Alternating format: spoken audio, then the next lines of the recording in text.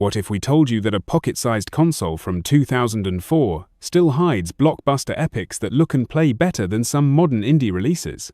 Strap in, because we're cracking open the PSP's vault to reveal 10 games that refuse to age, each one a technical magic trick that'll leave you asking, how did they squeeze this onto a UMD?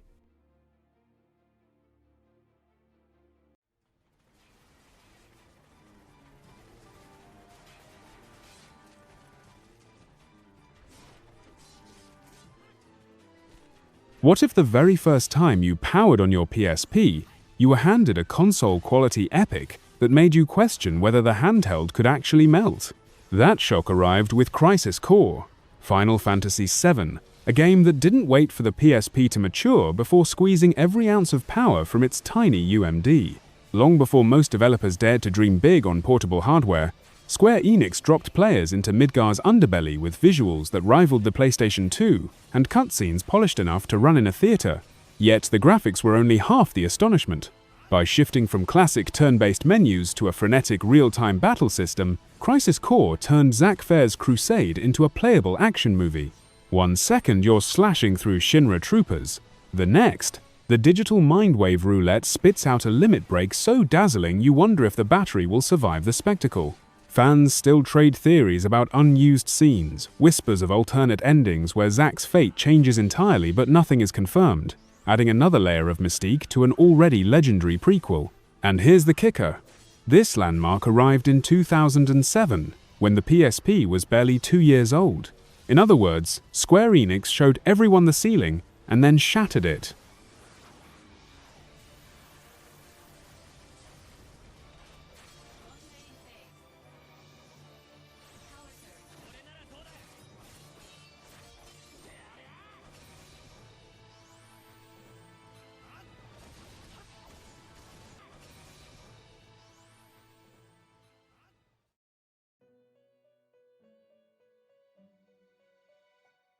Picture this, a sprawling, 70-hour JRPG crammed into your jacket pocket, yet somehow sharper, faster, and more personal than before.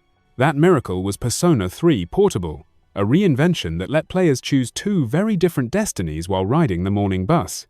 From the moment the Velvet Room's blue butterfly flickers across the PSP screen, the game makes a daring promise.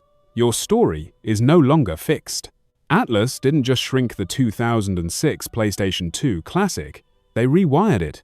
Out went full 3D campus wandering, replaced by a slick visual novel interface that lets you dive straight into social links without fumbling with a thumbstick. Purists feared downgrade, but the brisk pacing turned out to be addictive. Every dialogue choice hits faster, every calendar day flips sooner, pulling you through a semester you can't put down. Then came the twist nobody expected. A playable female protagonist. Selecting her feels like opening a secret route in an amusement park, same rides. New vantage points. Social links reshuffle. Friendships blossom with characters you barely noticed in the original. And even the soundtrack slips in fresh vocal tracks to underline that you're on unfamiliar ground. Fans still debate which route cuts deeper emotionally, but everyone agrees it doubled replay value overnight. Technically, Persona 3 Portable flirted with disaster. Atlus engineers had to compress hundreds of voiced lines, cel-shaded cut-ins, and those eerie dark hour battles into a single UMD. Rumors insist whole Tartarus floors were nearly axed to make room for the additional protagonist assets, yet nothing feels missing. Instead, the dungeon's randomized mazes load faster than their PS2 cousins, proving that constraint can breed momentum. Perhaps the wildest legacy? The handheld experiment quietly set the template for future Persona re-releases, streamlined menus, bonus routes, modern quality-of-life tweaks. Without this portable gamble, we might never have seen Persona 4 Golden or the surge of Switch and PC ports that followed.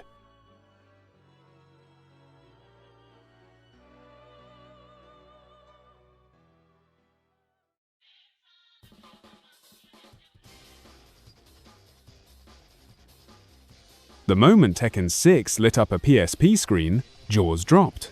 How was a handheld with a 333 MHz CPU and 64 MB of RAM dishing out the same lightning-fast juggles arcade cabinets demanded?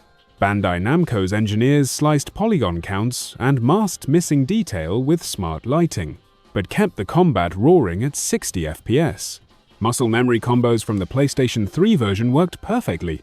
Sidesteps, just frames, even wall splats felt shockingly true to form. Lars's lightning-charged flips should have tanked the frame rate. Instead, devs pre-baked transparency effects into sprite sheets, dodging the GPU's weak spot without sacrificing spectacle. Precise diagonals are Tekken's lifeblood, yet the PSP's clicky D-pad handled electrics after a clever input buffer tweak widened the registration window by a mere 3 milliseconds. Tournament veterans could spam Mishima perfect blocks on a bus ride, and that feat alone crowned the port a legend. Most telling, Bandai Namco never made a PlayStation 2 version. They looked at their handheld build and said, "Good enough, ship it." So next time someone claims portables can't host tournament-grade fighters, hand them a dusty UMD and invite a first to 5. Every perfect blocked rage drive will prove the point.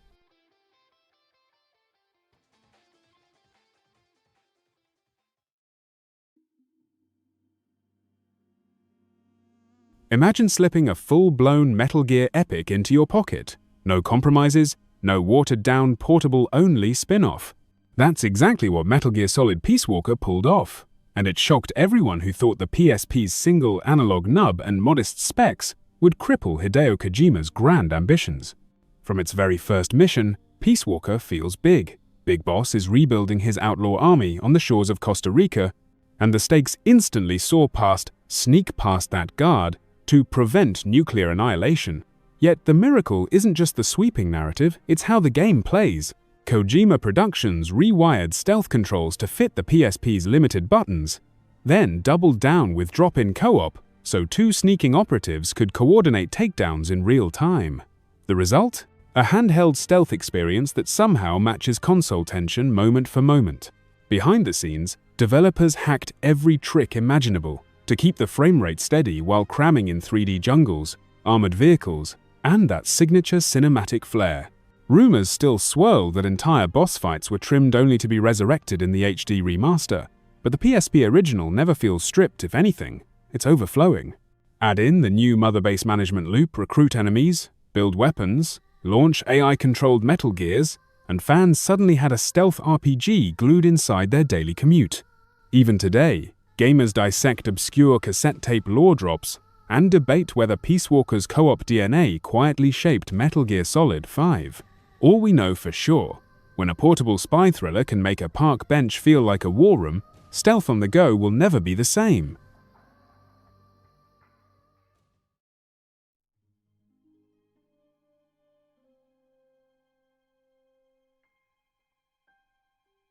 Moonlight kisses a lone Keyblade, then fractures into 3, and suddenly Kingdom Hearts' Birth by Sleep shows the PSP can shoulder a full-scale epic.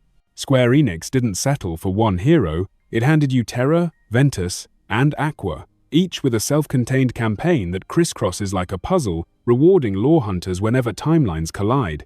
Ambition pulses through the combat. The overhauled command deck lets you fuse spells into screen-filling finishers. Shotlocks freeze time for first-person barrages, and command styles transform basic combos the moment your gauge maxes, keeping every bout experimental and snappy. Visually, the game refuses to look handheld. Character models rival late PS2 quality, Disney worlds glow with saturated color, and voiced cutscenes run so long you forget you're on battery power. Devs built PS3-level assets first, then compressed them until they slipped under the PSP's 64 MB RAM ceiling, an approach that still upscales beautifully today. Set a decade before the original Kingdom Hearts, the plot drips speculation, whispers that Master Xehanort is grooming Terra, hints that Ventus's fractured heart links to a boy named Sora, and ominous signs Aqua's destiny may twist into tragedy. Hand someone this UMD and watch skepticism vanish in a flurry of Keyblade sparks.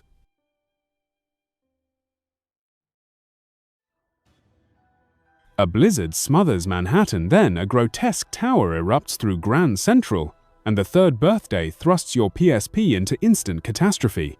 Aya Brea's new overdive ability lets her zip her consciousness into nearby soldiers, turning every firefight into split-second tactical chess. Square Enix built PlayStation 3 grade assets, then crushed them down until the handheld still flaunted razor-sharp character models, chunky volumetric explosions, and fully voiced cutscenes. Narratively, the game doubles down on Parasite Eve body horror, while shrouding almost every twist in speculation, fragmented timelines, blank memories, and rumors that the Aya on screen might be a clone. That uncertainty keeps lore hunters replaying missions for hidden data logs and alternate endings. Some veterans cried betrayal over the shift from RPG tension to frenetic shooter mayhem. Others hailed it as proof that a pocket console could stage console-quality spectacle without flinching. Fire up an emulator today, and those textures remain startlingly crisp, silencing skeptics who doubt a 2010 handheld could deliver blockbuster sci-fi drama, because this one already did, all on a 4-inch screen.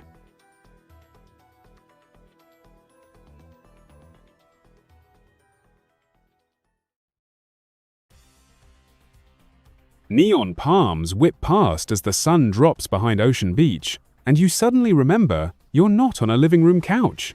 You're Victor Vance, carving out an empire in Grand Theft Auto Vice City stories, all from a device that fits your jacket pocket. Rockstar Leeds didn't just cram a sandbox into the PSP, they rebuilt 1984's Vice City with higher traffic density, a longer draw distance, and even swimming features the 2002 console classic never dreamed of. The real showpiece is the new empire building system. Snatch a rival racket, slap your logo on the door, and each business unlocks bespoke missions and steady cash until enemy gangs roll up to torch your profits, forcing you to defend what you stole. It's a mobile loop of conquest and counterattack that keeps downtime rarer than an empty Miami freeway. Technical sleight of hand hides everywhere. Character models dropped polys, but smart lighting and vibrant color grading make the city pop after dark. A tweaked targeting system intelligently locks onto threats, salvaging shootouts on a single analog nub, while ad hoc multiplayer lets 6 hustlers dogfight hunter choppers above the beach skyline, no Wi-Fi router required. Yet the game's legacy is less about specs and more about attitude. From Phil Collins performing In the Air Tonight on a mocap stage to the brutal difficulty spikes fans still debate on Reddit, Vice City Stories feels audacious, cocky, alive. It proved a handheld could deliver an open-world crime saga without feeling like a cut-down side quest, and it left skeptics eating tire smoke.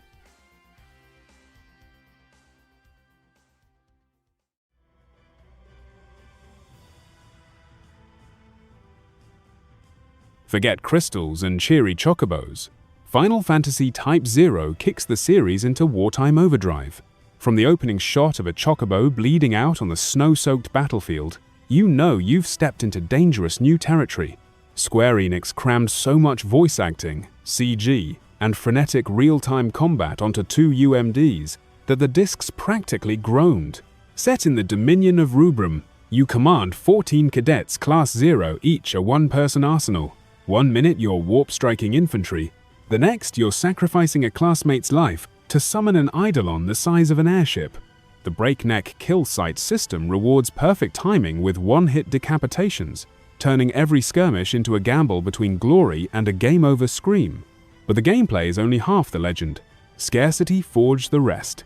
When the 2011 Japanese release skipped Western shores, hungry fans cobbled together a full English patch that spread across the internet like contraband until Square's lawyers swooped in and forced it offline, mere weeks before announcing an HD remaster.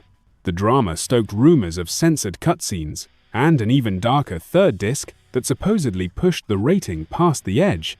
Myths still whispered on forums today. Technical wizardry aside, the narrative hits harder than Bahamut's Megaflare. Class Zero's memories are wiped every time the crystal resets history, meaning graduation is literally impossible. Your heroes fight, fall, and forget in a never-ending loop. That bleak twist laid the groundwork for the action-heavy tone later seen in Final Fantasy XV, and many devs credit Type 0 for proving that real-time combat could carry a mainline caliber story. Even after an HD makeover, purists swear the grainy PSP original just feels more raw, as if the compressed audio makes each dying cadet's last words linger longer. Either way, Type 0 remains the franchise's boldest detour proof that a handheld can deliver horror, heartbreak, and spectacle in equal measure.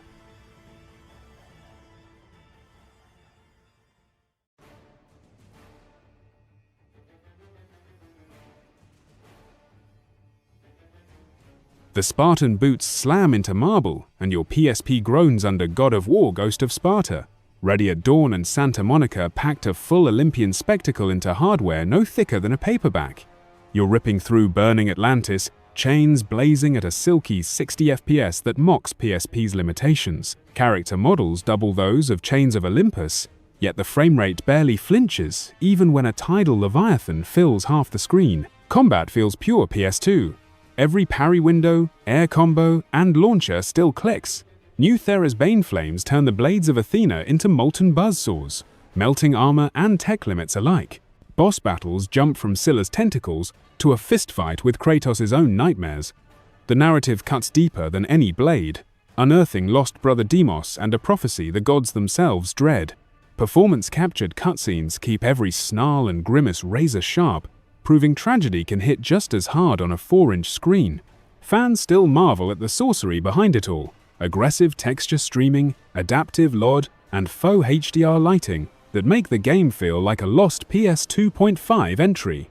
The PS3 Origins collection only needed higher resolution, and dual-stick control. Those original assets were already future-proof. So if anyone doubts a handheld can conjure mythic carnage, hand them Ghost of Sparta, then watch their disbelief shatter like marble beneath Kratos' blades.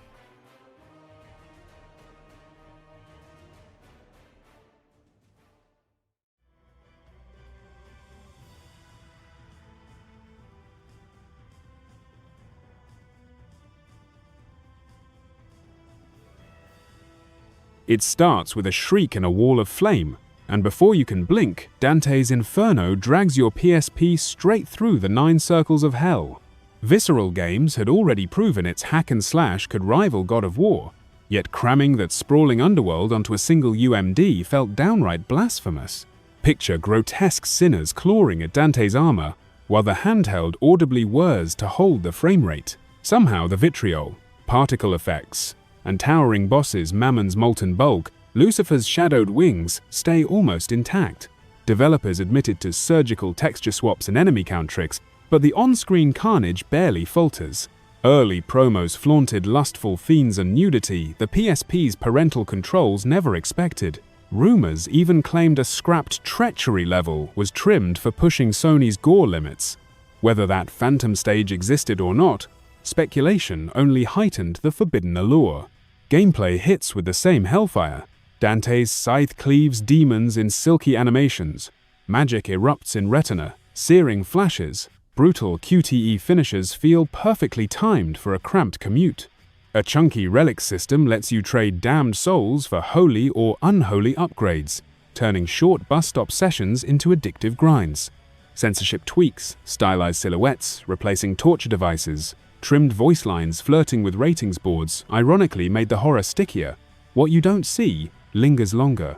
Today, the game sits in limbo with no modern remaster, yet emulator showcases prove its code was future-proof. So when skeptics scoff at handheld spectacle, remind them a decade-old PSP once opened the gates of hell lava tides, screaming souls, and a scythe that sliced hardware limits to ribbons. That wraps our dive into these PSP powerhouses, but the quest isn't over. Remember, every like, comment, and subscribe unlocks a new secret level for the channel. No cheat codes, just your awesome support. See you on the next run!